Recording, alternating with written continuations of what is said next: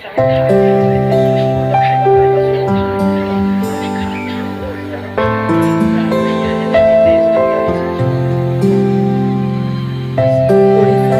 କେବଳ ଏକ ରାଜ୍ୟ ନୁହେଁ, ବରଂ ବିବିଧତା ମଧ୍ୟରେ ସମୃଦ୍ଧ, ଶାନ୍ତ ଏବଂ ସୌହାର୍ଦ୍ଦ୍ୟପୂର୍ଣ୍ଣ ଏକ ଦେଶ। ଓଡ଼ିଶାର ଏହି ବିବିଧତା ଏହାର ବିକାଶକୁ ପ୍ରୋତ୍ସାହିତ କରିବା ସହ ରାଜ୍ୟର ସଂସ୍କୃତି ଓ ଅର୍ଥନୀତିକୁ ସମୃଦ୍ଧ କରିଛି। ଏହା ମଧ୍ୟ ଦେଶୀୟ ଭାବଧାରା ଓ ପ୍ରତିଭାମାନଙ୍କୁ ବିକଶିତ କରିବାରେ ପ୍ରମୁଖ ଭୂମିକା ନେଇଛି। ଓଡ଼ିଶାର ବିକାଶ ଓ ସମୃଦ୍ଧି ପଛରେ ଏକ ପରିଷ୍କାର ଉଦାହରଣ ହେଉଛି ରାଜନୈତିକ ବିବିଧତା। ଉଭୟ ପାରମ୍ପରିକ ଓ ଆଧୁନିକତାର ଅପୂର୍ବ ମିଶ୍ରଣର ପ୍ରତୀକ ସ୍ମାର୍ଟ ସିଟି ଭୁବନେଶ୍ୱର ବିଭିନ୍ନ କ୍ଷେତ୍ରରେ ରାଜ୍ୟର ପ୍ରଗତିର ମୁଖ୍ୟ ସାରଥୀ ହୋଇଅଛି।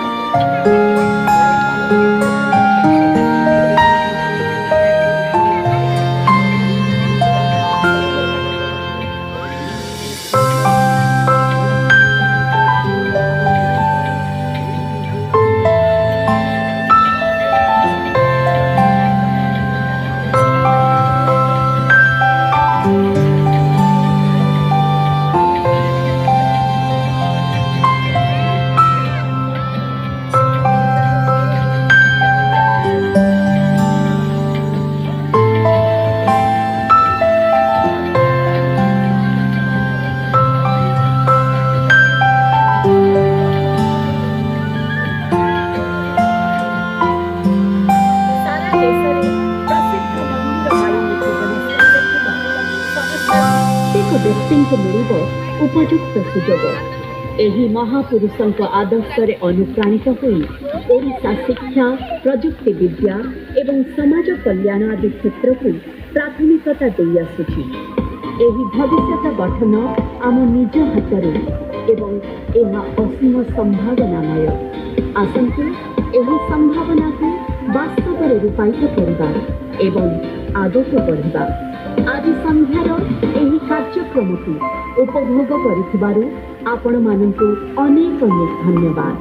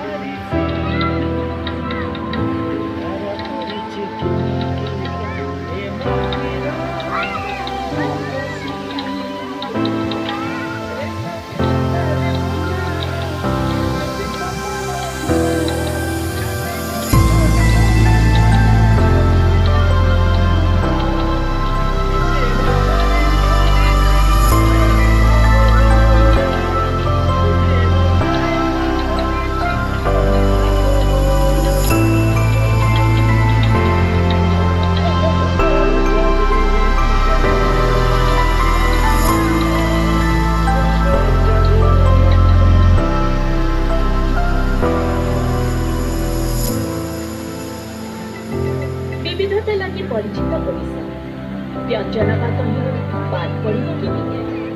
ଖାଦ୍ୟ ବ୍ୟଞ୍ଜନରେ ରହିଛି ହୃଦୟକୁ ଯୋଡ଼ିବାର କ୍ଷମତା। ଯେକୌଣସି ଭେଦଭାବକୁ ଦୂର କରିବା ସହ ବ୍ୟଞ୍ଜନ ମଣିଷ ଭିତରେ ସହଯୋଗର ଭାବକୁ ଉଜ୍ଜୀବିତ କରିଥାଏ।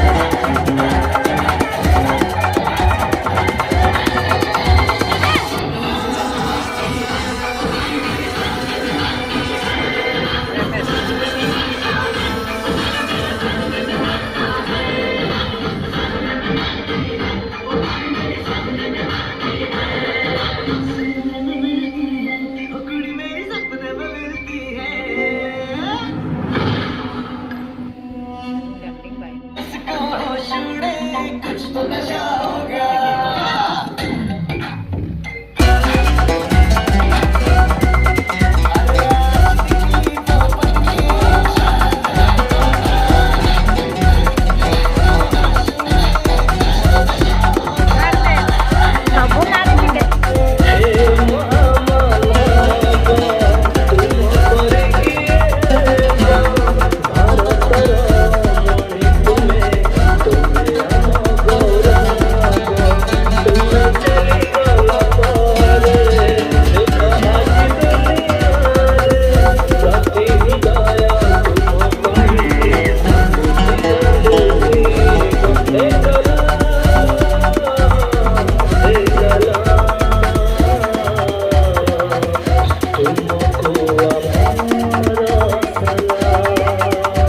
ବିକାଶ ଓ ପ୍ରଗତିକୁ ସର୍ବାଧିକ ଗୁରୁତ୍ୱ ଦେଉଥିବା ଓଡ଼ିଶା ଡକ୍ଟର ଅବଦୁଲ କଲାମଙ୍କ ସ୍ୱପ୍ନର ଗୋଟିଏ ଜୀବନ୍ତ ଓ ସମୃଦ୍ଧ ସମାଜର ପରିକଳ୍ପନା କରେ ଯେଉଁଠି ପ୍ରତ୍ୟେକ ବ୍ୟକ୍ତିଙ୍କୁ ମିଳିବ ଉପଯୁକ୍ତ ସୁଯୋଗ। ଏହି ମହାପୁରୁଷଙ୍କ ଆଦର୍ଶରେ ଅନୁପ୍ରାଣିତ ହୋଇ ଓଡ଼ିଶା ଶିକ୍ଷା ପ୍ରଯୁକ୍ତି ବିଦ୍ୟା ଏବଂ ସମାଜ କଲ୍ୟାଣ ଆଦି କ୍ଷେତ୍ରକୁ ପ୍ରାଥମିକତା ଦେଇଆସୁଛି। ଏହି ଭବିଷ୍ୟତ ଗଠନ ଆମ ନିଜ ହାତରେ ଏବଂ ଏହା ଅସୀମ ସମ୍ଭାବନାମୟ। ଆସନ୍ତୁ ଏହି ସମ୍ଭାବନାକୁ ବାସ୍ତବରେ ରୂପାୟିତ କରିବା ଏବଂ ଆଗକୁ ବଢ଼ିବା। ଆଜି ସନ୍ଧ୍ୟାର ଏହି କାର୍ଯ୍ୟକ୍ରମକୁ ଉପଭୋଗ କରିଥିବାରୁ ଆପଣମାନଙ୍କୁ ଅନେକ ଧନ୍ୟବାଦ।